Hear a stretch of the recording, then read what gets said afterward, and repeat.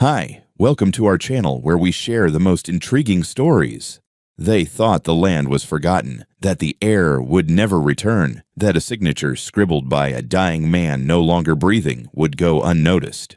But when Austin Meredith came back, he didn't just bring memories, he brought war, and this time the dirt would remember every footprint.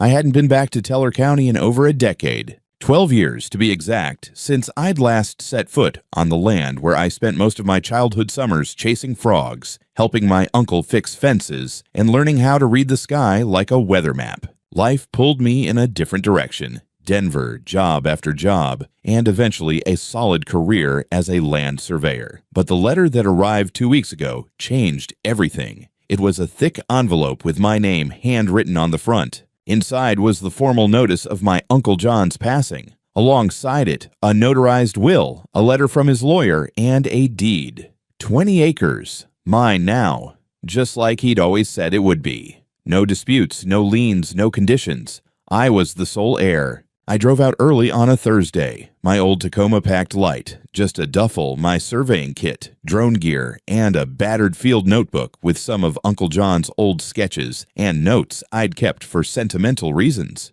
The highway thinned into winding 2 lanes the deeper I got into Teller. Mountains loomed in the distance, yellow aspens shivered in the breeze, and the cell signal evaporated. God, I miss this kind of quiet. The entrance to the property was exactly how I remembered it. An old split-log gate, half rotted but still standing, leaning like a drunk against the post. Beyond it, a gravel path curled down into the tree line where the ranch house waited. Only this time, the gate was blocked. 2 white Ford Explorers were parked right across the entrance, lights flashing a dull amber. Both vehicles bore bold decals, Suncrest Ridge HOA enforcement. 2 men stepped out as I pulled up, sunglasses, buzz cuts, radio earpieces. One of them even had a clipboard. It felt more like I was pulling up to a checkpoint in a war zone than coming home.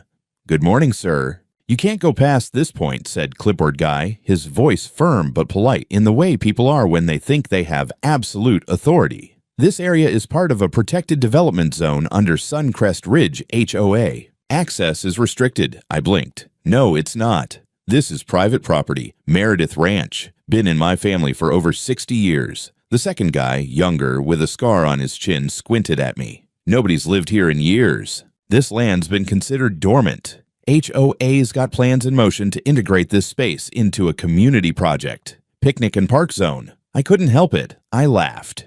"You're out of your minds. This parcel doesn't fall under HOA jurisdiction. The boundary line runs 80 feet west of the creek. You're standing on it." Clipboard guy raised an eyebrow. "Do you have any documentation proving that, sir?" "Yeah, I do." I reached into the glove box, pulled out the envelope with the title deed and will, and stepped out of the truck. Notarized, filed, recorded. "This land's mine." They both hovered over the documents, reading slowly. Then they stepped aside and whispered into radios. I didn't wait. I climbed back into my truck and nudged the bumper right up to the gate, idling as I dialed the county sheriff's office. It took them a while to get someone on the line, but when I did, I explained the situation. "Sir, that property is definitely yours," said Deputy Keller, the sheriff's office clerk. "Suncrest Ridge HOA has no legal claim to any of that acreage. If they're preventing access, they're violating property law." "Appreciate the confirmation," I said. Then I leaned out the window and looked at the 2 HOA enforcers. "You boys might want to radio that in." They didn't say anything, just stood there in awkward silence while I got out, walked around to the side of the gate, and squeezed through the gap in the fence like I used to when I was 12. The gravel path crunched under my boots. Trees leaned over the driveway like they were trying to whisper secrets. At the end of the bend, the old ranch house came into view, still standing, though the roof had a slight dip and the porch was losing its battle with time. I took a breath. The air smelled like pine needles, dust, and memory. That evening, as I lit a fire in the rusted outdoor pit and sat on a cracked Adirondack chair, headlights bounced down the path. A black SUV, newer, sleeker. It stopped just short of the house and out stepped a woman in a navy pantsuit and pearl earrings. Behind her, a man in a sport coat holding a leather binder and another in khakis with rolled-up blueprints under his arm. She marched up the path like she owned the place. "Mr. Meredith, I presume?" she said with a tight smile. I stood up slowly. "Depends on who's asking." Karen Aldridge, president of the Suncrest Ridge HOA. We need to talk." Oh, hell. The next morning, the air had that dry, early autumn bite that always made you reach for a second cup of coffee. I stood on the front porch of my uncle's house, sipping mine, listening to the crows arguing in the treetops. From where I stood, everything looked the same as it had when I was a kid. Same gravel path, same rusted mailbox, even the old wind chime over the door that used to scare the hell out of me during thunderstorms. But something was off. I noticed it just after sunrise. A small orange flag about the size of a playing card stuck in the dirt near the western edge of the property. Then another, and another. A thin red string ran between two stakes like a tripwire. It didn't take a genius to figure out what was going on. Someone had been marking this land, my land. I followed the line on foot. It ran straight across the field, looped down near the creek, on the wrong side of the legal boundary, and ended right behind the barn where 3 more orange flags flapped in the wind. One of them had a laminated tag stapled to it. Community Green Space. Stage 1 Perimeter. Survey complete. Suncrest Ridge, HOA. The logo was printed in the corner. I stared at that sign for a long time. My jaw clenched so tight it hurt. Back inside, I pulled out the paperwork again. Deed. Survey maps. The title transfer was clean. The HOA's boundary was clearly marked, stopped a good 80 feet before the creek. That was a hard recorded line. No easements, no encroachments. But these markings, they were on my side of the line, and not by a little. By 12, maybe 15 feet in some spots. This wasn't a misunderstanding. I drove into town straight to the county recorder's office. Small place. Looked more like a DMV than a seat of land law, but the folks were helpful. I gave them my parcel number and asked if any modifications had been filed in the past 2 years. "Oh, sure," the clerk said casually, clicking through records. There was a proposed zoning overlay from Suncrest Ridge HOA last spring. They filed it under a public use expansion clause, I think. "Hold on, I'll print it." She handed me a 7-page packet stapled at the corner. My parcel, Lot 14, Block 3, was highlighted in yellow on page 3. It was listed under Community Green Corridor Phase 2, marked vacant/inactive asset. There was even a note in the margin, "No known heir, subject to county absorption per code 53-9C. I stared at the line, "No known heir." My name was already on the deed. "Who submitted this?" I asked, even though I knew the answer. She flipped to the cover page. "Karen Aldridge, president of Suncrest Ridge HOA. That name was going to be carved into my molars before this was over. I left the building with my fist clenched around the packet and went straight to the county assessor's office, where I requested the grant application tied to this community park project. The guy at the counter was helpful, but clearly annoyed to be dealing with something this messy. Still, he handed over a scanned copy. I leafed through it in the parking lot. There it was. A federal funding request for $2 million to develop an integrated greenbelt through underutilized and transitional property at the border of Suncrest Ridge. And there, on the 3rd page, was a signature from my Uncle John. Meredith, dated exactly 32 days before he died. The only problem? He was in hospice by then. Unconscious. Non-communicative. I called the hospice facility from the lot. The nurse manager was polite but firm. Mr. Meredith was non-responsive after mid-January. He was on full palliative sedation. No verbal communication, certainly nothing like signing legal documents. Fucking hell. Back at the property, I walked the perimeter again. That red string, they'd moved the HOA fence line in. Subtly, but enough to eat into my land. Posts had been resunk, and there were new lights, solar-powered HOA standard issue, on 3 of them. And guess what? All of them were on my side. That night, as I reviewed footage from the trail cam I'd set up earlier in the week, a dark SUV rolled slowly past the edge of the property just beyond the barn. Lights off. I watched the video 3 times, zooming in on the license plate. It was blurry, but I recognized the make and model, the same SUV that dropped Karen off the day before. The next morning, while I was tightening up the old wire fence on the southern edge, a silver Mercedes pulled up on the public road and idled with the window down. A man in his early 40s stepped out, button-down shirt, leather loafers in the mud, big smile that didn't reach his eyes. "You Austin Meredith?" he called. I nodded slowly, standing upright and letting the fence tensioner unwind. He pulled out a card. "Michael Stroud, project architect." I'm working with Suncrest Ridge HOA on the expansion. Heard you were out here. Yeah, I said, not taking the card. You hear I own this land too? He chuckled. Well, that's technically still under review. A lot of legal ambiguity around this parcel. Paperwork's a mess. Karen assumed it was unclaimed, but I'll be honest with you, man to man, this park project, it's already been promised. City meetings, county meetings, everyone wants this. I wiped sweat from my brow, eyes locked on him. I'm here to make a fair offer. Cash sale, clean break. You can walk away now before it turns ugly. I've got buyers lined up if you're willing. How ugly? I asked. He shrugged. I mean, I'd rather not see the HOA file injunctions, drag this through civil court. They've got deep pockets. Grant money in play.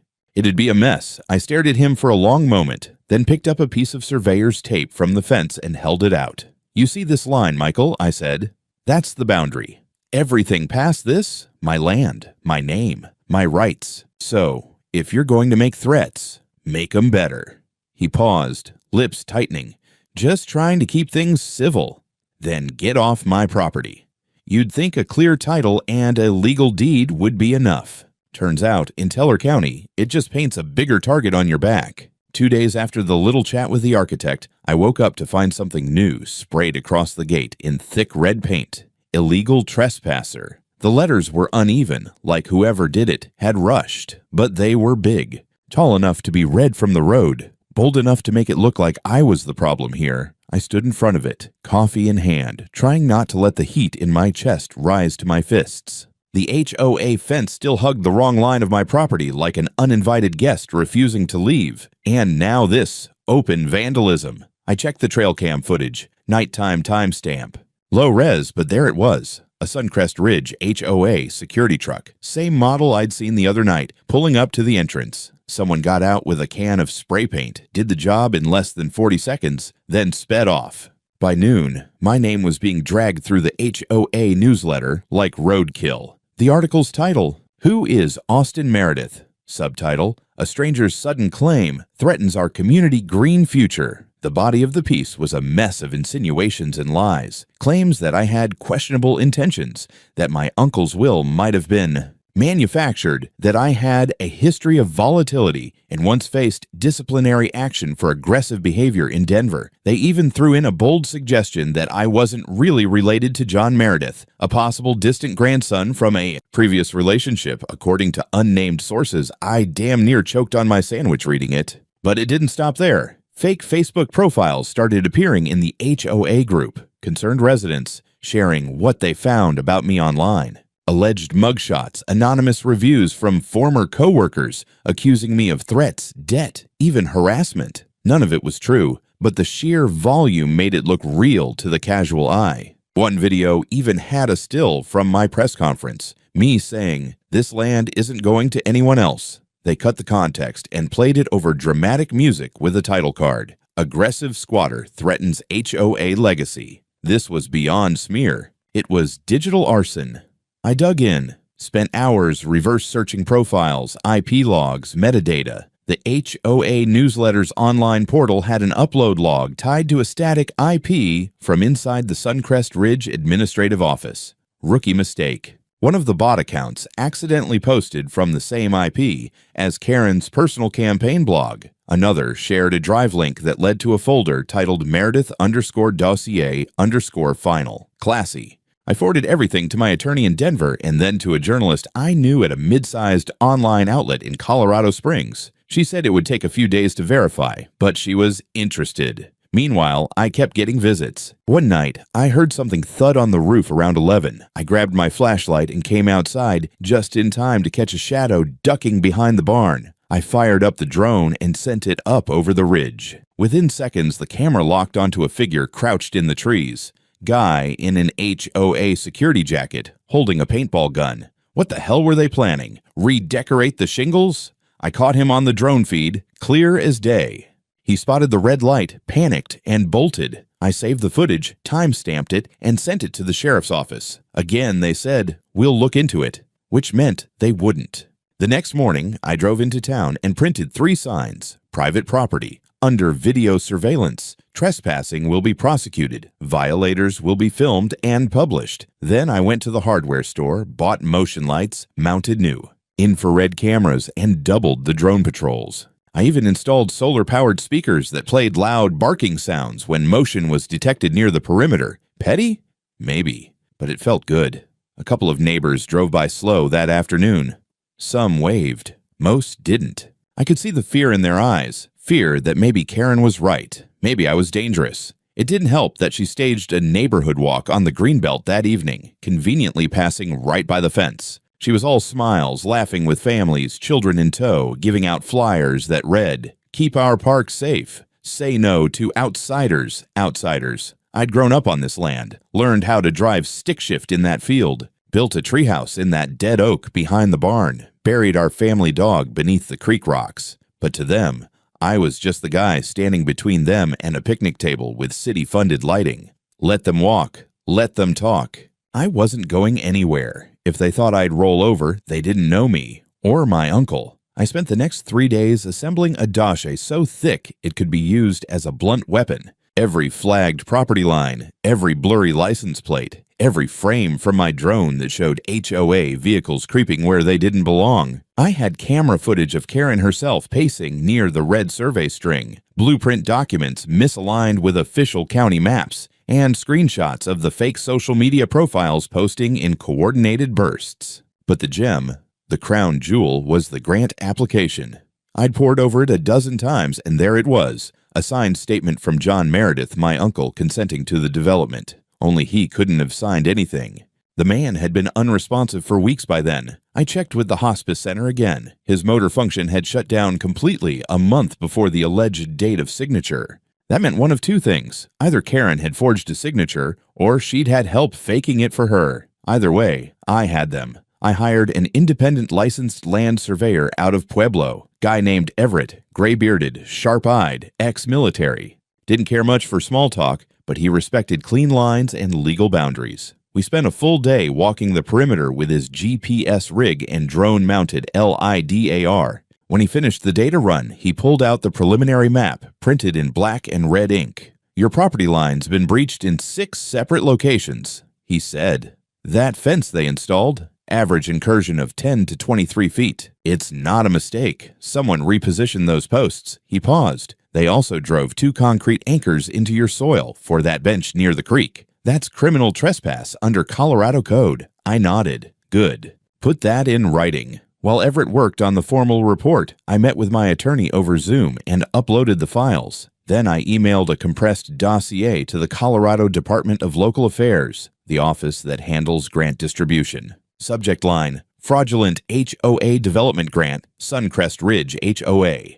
I wasn't done. I remembered something from my uncle's old notebooks. He used to sketch out topography, boundaries, even journal his phone calls. In a milk crate in the barn, I found a worn moleskin labeled 2020-2022. Inside were not only notes about wildlife, planting plans, and equipment maintenance, but also dated comments like April 8th, HOA. Woman stopped by again. Wants me to donate the west lot. Told her to get bent 12th of May. Same woman. Brought a contractor. Showed them the deed line. They didn't like that those entries, in my uncle's own handwriting, were gold. That night, I invited the journalist from Colorado Springs out to the property. Her name was Felicia, mid-30s, smart, skeptical, the kind who'd rather get bit by a mosquito than take a press release at face value. She listened, took notes, reviewed footage, flipped through documents, and finally said, "Okay, this isn't just a land dispute. This is fraud, attempted land theft, and misappropriation of public funds. Glad someone sees it." She asked to film a quick on-site interview.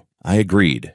We stood in front of the creek where the bench had been installed, half of it already rotting like everything else Karen touched. "What's your message to the HOA board?" she asked, camera rolling. I looked dead into the lens. "You don't get to steal from the dead and lie to the living just because you think you can. This is my land. It always was. And I'm not leaving it aired the next night." The reaction was instant. Emails started coming in from other residents in Teller County, people who'd been bullied, pressured, or misled by HOA boards. Some even mentioned Karen by name. A man from the neighboring subdivision wrote that she tried something similar 5 years ago, offering to absorb his back pasture into a trail system, then having it quietly fenced off while he was hospitalized. The online article blew up. Reddit picked it up. Twitter, or whatever it's called now, had a thread with drone screenshots and Karen maps comparing HOA claims to real GIS data. The kicker? Someone sent me an internal email thread leaked from a grant reviewer at the Department of Local Affairs. Suncrest Ridge HOA has a prior flag on record for false zoning statements. Meredith property looks dirty. Recommend full audit before release of funds. I printed it out, slid it into the top of my dossier, and labeled the tab in red ink. Incoming fire. It only took 48 hours for the pressure to crack her mask. The HOA office, a beige stucco building behind the Suncrest Ridge clubhouse, became the subject of evening news shots. Reporters hovered near the parking lot. Neighbors were suddenly camera shy. Karen herself hadn't made a statement yet. But word was, internal board meetings had turned hostile. 3 members reportedly walked out. One of them even reached out to my attorney with a vague message. I had no idea. I'm sorry, but I knew Karen. She wasn't the type to apologize. She was the type to double down, dig in, and drag everyone else with her. Sure enough, 2 mornings later, I heard a vehicle idling near the south gate. I stepped outside with coffee in one hand and my phone in the other, already recording. A landscaping crew, 3 trucks, uniforms, no HOA logos, just generic green polos and vinyl-wrapped trailers. I walked up to the first guy who was unstrapping a weed trimmer. You're on private property, I said. Who sent you? HOA, he replied, uncertain. We're just here to clear brush. We were told this is part of the new park extension. I showed him the sign, the boundary, the cameras. Then I pointed to the no trespassing notice stapled to the oak post 10 feet from his bumper. Still want to do this? He raised his hands and stepped back. The rest of the crew packed up and left without a word. By mid-afternoon, Karen arrived in person. SUV, as always. She wasn't alone. This time she brought 3 people, the same architect from before, another guy in a dress shirt who smelled like City Hall, and a woman I didn't recognize, holding a rolled-up banner and clipboard. Karen walked ahead of the group like a general approaching a battlefield she hadn't realized she'd already lost. Mr. Meredith, she began, with that brittle civility only HOA presidents and IRS agents have perfected. We're trying to be reasonable here. That's a first, I replied. Let me guess, more community outreach? She didn't flinch. This land has already been presented to the community as a shared space. You're creating confusion and division. Frankly, people are starting to feel unsafe. People? I asked. Or just you? Her jaw tightened. The woman with the clipboard unrolled the banner between 2 stakes. They hammered it right into the dirt. Suncrest Ridge Future Park. Built for all. Stay tuned for community events. Right on my land. I stepped forward, pulled the banner up, snapped the stakes, and dropped the whole thing at Karen's feet. This is your final warning. Next time, it's criminal trespass charges. The City Hall guy tried to smooth things over. Mr. Meredith, we understand your position, but the project is already in motion. It's fraud, I snapped. You built a park on land that doesn't belong to you. You forged documents. You lied on federal paperwork. This isn't a dispute. It's a crime scene. They left. No apology. No retreat. Just cold stares and SUV doors slamming like punctuation marks. That night, my internet connection dropped. Then my power flickered, twice. I checked the breaker box. Nothing tripped. But the next morning, the gas company showed up with a shutoff notice for non-payment. Only I'd never received a bill. Turns out someone had filed a change of address request for the property. My mail had been rerouted to a PO. Box registered under a fake name in Colorado Springs. Petty. Illegal. And easily traceable. The sheriff's deputy I spoke to was finally starting to sound embarrassed. That's the 3rd complaint about Suncrest Ridge in 2 months, he admitted. We're opening an investigation into mail fraud and property interference. Just hang tight, Mr. Meredith. Trust me, I said. I'm not going anywhere. But Karen wasn't done. That afternoon, as I reviewed more drone footage, I noticed something strange near the fence on the northeast edge. Movement. A man in a hoodie and gloves crawling near one of the camera posts. He pulled out what looked like a hammer. He smashed the lens. I was already running. By the time I reached the ridge, he was halfway back to a black pickup. I caught a partial plate, started filming as he drove off. 2 hours later, HOA's official Facebook page posted this. Due to the recent escalation in tensions caused by a hostile outsider, we regretfully cancel all upcoming park events. Our community must remain vigilant. If you see something, say something. They painted me as the aggressor. Again. That evening, I updated all cameras, uploaded new footage to a secure cloud drive, and filed a digital report with the county DA's office. I also left a voicemail for Felicia, the reporter, told her things were getting worse. Her response was swift. Next morning, a new headline ran across the local news site. HOA power play, how one man's inheritance sparked a community scandal. It featured video stills, my drone footage, grant documents, and a handwritten note from my uncle's notebook. Karen's smiling photo, cropped from a Suncrest Ridge block party, was the article's banner image. The caption underneath. President of HOA accused of land fraud, forgery, and harassment. The comments section, brutal. I made popcorn. 2 weeks. That's how long it took for the quiet to turn deadly. Not literally, but if looks could kill, the ones Karen was getting in every HOA board meeting could have scorched concrete. Her photo was all over local media now, floating under headlines like forgery allegations erupt in HOA land dispute and Suncrest Ridge president under fire after leaked documents surface. She stopped making public appearances. The cheerful Facebook posts from HOA vanished. Their website went under maintenance. But I wasn't done. With my attorney's help, I submitted a formal complaint to the Teller County District Attorney's Office, attaching a notarized affidavit, drone footage, GPS data from the independent survey, metadata from the forged digital forms, and a forensic analysis of the John Meredith signature that showed at least 6 points of inconsistency with his known writing samples. 3 days later, I received a call. Mr. Meredith, this is Detective Rowan with the Teller County Economic Crimes Unit. We're opening an investigation into HOA President Karen Aldridge for suspected forgery, misappropriation of funds, and attempted property fraud. We'd like you to come in and give a full statement. You want to talk about satisfaction? That was it. Right there, but I wasn't about to sit on my hands waiting for a courtroom date. I contacted the grant committee directly. They'd already frozen disbursement to Suncrest Ridge pending a full audit. But when I mentioned the forged hospice-era signature and the false zoning overlays, their tone shifted. This may qualify for full federal oversight, one of the officials told me, and potential criminal referral. Then came the cherry on top.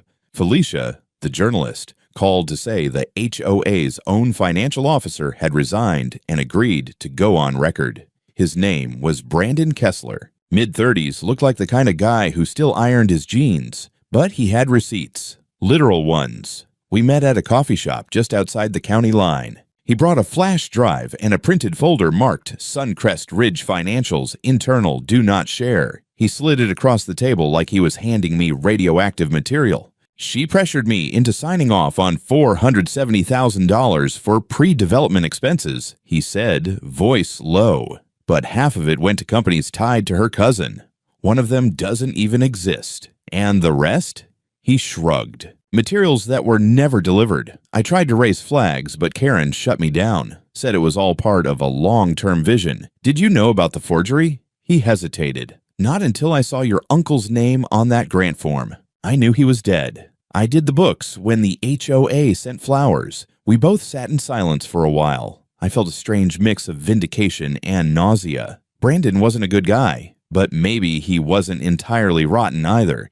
The next morning, HOA received a subpoena from the Teller County Grand Jury. The news broke within hours. One of the board members resigned live during a community Zoom meeting. A leaked recording from that call showed Karen trying to blame an internal error for the forged signature, only for another board member to shout back, "We told you not to go through with it." By now, my property had become a kind of no man's land. The fake HOA lights were off. The trail signs had been pulled. The picnic bench by the creek had mysteriously vanished overnight, probably yanked in panic. Even the security truck that used to lurk near the fence line stopped showing up. But Karen still hadn't quit. That was the thing. I knew her type. Power wasn't a job for her. It was an identity. So I wasn't surprised when just 2 days later, she showed up on my land again. This time, she brought a demolition contractor. Big guy in a vest. Backhoe parked nearby. I was in the barn reviewing aerial scans when I heard the rumble. Came out just in time to see them unloading steaks and paint cans. "Back away from the property," I shouted, phone already recording. Karen turned. No pearls this time, just sunglasses and fury. "This land is being cleared for Phase 1, she snapped. "You've had your tantrum. The board is moving forward." "Karen," I said, stepping closer, "you are trespassing. Again. I have it on video. I have 6 prior incidents documented. Do you want to add a 7th before the indictment drops?" She didn't even blink. "You're bluffing." That's when I heard the second engine. Police cruiser, blue lights, gravel kicking up behind it. Karen turned. 2 deputies stepped out, one of them holding a warrant. "Karen Aldridge," the taller one called. "You're under arrest for forgery of legal documents, fraudulent misappropriation of HOA funds, and criminal trespass. Please step away from the equipment." For the first time since this circus began, she looked small. No words, no yelling, just frozen, pale. As if reality had finally caught up with the fantasy she'd been selling for years. They cuffed her right there on my land, next to the creek she tried to pave into a walkway. The contractor backed off, hands in the air, and me. I stood there, arms folded, watching the woman who tried to erase my family's legacy get loaded into the back of a cruiser. I didn't smile, I didn't gloat. But I will say this, it never felt so good to stand completely still on ground that no one else could touch. The courtroom smelled like varnished wood and stale carpet cleaner. Karen sat at the defense table, posture rigid, like a mannequin left in the rain. No more sunglasses, no sharp suit, just a muted gray blazer and that exhausted, bitter look people get when they realize the cavalry isn't coming. I sat across the aisle next to my attorney, suit pressed, back straight, hands calm. I wasn't here to gloat. I was here to finish this. The trial took 3 days. The prosecution brought everything: forged documents, bank transfers to shell companies, the altered grant maps, even a video of Karen pressuring Brandon Kessler during a closed HOA budget meeting. Brandon testified in person.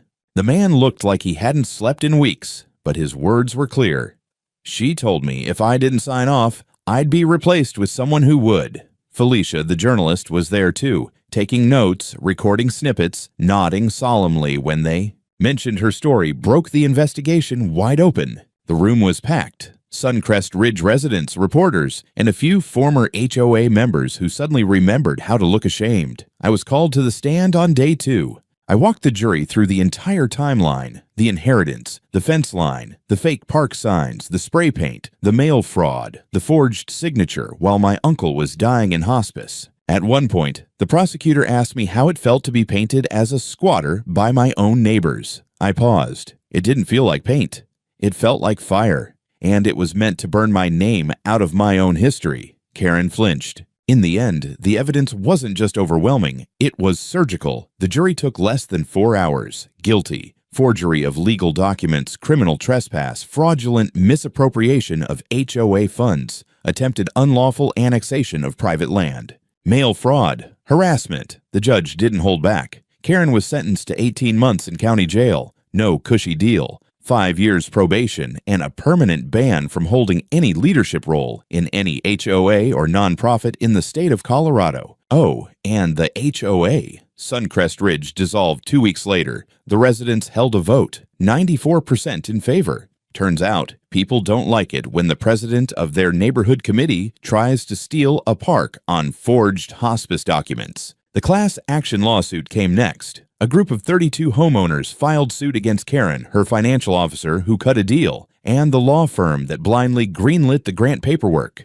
Damages were estimated around $600,000, with Karen on the hook for nearly half. But I wasn't done. My civil case went forward. The judge awarded me $3.2 million in damages, including emotional distress, property repair, loss of use, and, my personal favorite, targeted defamation with intent to disrupt lawful inheritance. I donated part of it to the county hospice where my uncle spent his final weeks. They named a garden bench after him, the real kind of bench. No grant money, no fake community project, just polished oak, honest brass plaque, and a view of the mountains he loved. As for the land, I rebuilt the original split log gate, had a crew come out and move the fence back to its rightful place. Surveyed, notarized, GPS mapped, and certified by the same department that once ignored my first 3 complaints. And on the new steel gate, I installed a sign, white background.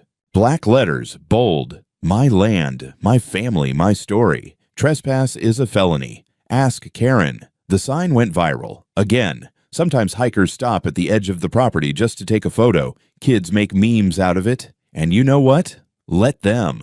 They should know what happens when someone tries to steal something that's not theirs. They should know that just because someone wears a name tag and runs a newsletter doesn't mean they can rewrite the law. And they should know that a dead man's land still has a voice and someone willing to fight for it. It's been 6 months since the trial. The grass on the western edge of the property has started to grow back. I had the brush cleared and reseeded properly, and for the first time in years, the old trail down to the creek feels like home again. No fences where they don't belong. No cameras but mine. Just space, silence, and air that doesn't lie to you. The barn's got a new roof. The house has power, internet, and windows that don't rattle when the wind comes down off the ridge. I installed solar panels not for show, but because I never again want to rely on people who think they can shut me down with a phone call to the utility company. Neighbors wave now. Not all of them, but enough. Some bring casseroles. One guy, Vietnam vet, lives 2 plots over, told me he served with a Meredith back in the day. You from that line? He asked. I am, I said. All the way down. He nodded. That was enough. The land's not for sale. It never was. I had a few offers after the story went national. Developers with big plans, friendly voices, and envelopes full of zeros. But I told them the same thing I told Karen the first time she showed up in heels and entitlement. This is mine. Go build your legacy somewhere else. Funny thing is, I didn't know how much I needed this place until someone tried to take it from me. In Denver, I was just another surveyor. Just another guy behind a laptop analyzing elevation maps and right-of-way encroachments. But out here, I'm a steward, a witness, a damn firewall against fraud dressed in HOA polos and printed pamphlets. I still work, but now I do it on my terms. Local jobs, small town boundaries, a few landowner disputes that look mighty familiar. People trust me more now because they know I didn't just read the laws, I bled through them. As for Karen, she served her sentence. Quietly. No public statement. Her name disappeared from every HOA board in the state. Someone told me she tried to move to Arizona, start over, but the story followed her. You can't outrun federal indictments and viral drone footage. Brandon, the former finance officer, got a reduced sentence, then moved up north, sent me an email once, apologized, said he finally understood the difference between procedure and principle. I didn't respond. Some things don't need closing. Suncrest Ridge restructured as a voluntary neighborhood association. No enforcement trucks, no fake officers, just neighbors now, learning to breathe again without a boot on their backs. Last week, I hosted a barbecue. Small one, just a few folks. Burgers, beers, one busted lawn chair. No speeches, no HOA reps with clipboards. Before everyone left, I walked them down to the new fence line where I'd installed another sign, smaller than the other one, tucked beneath a pine. It read, "In memory of John Meredith. May no one ever steal your peace again." The wind shifted through the trees. No one said anything. And for once, that silence didn't feel threatening. It felt earned.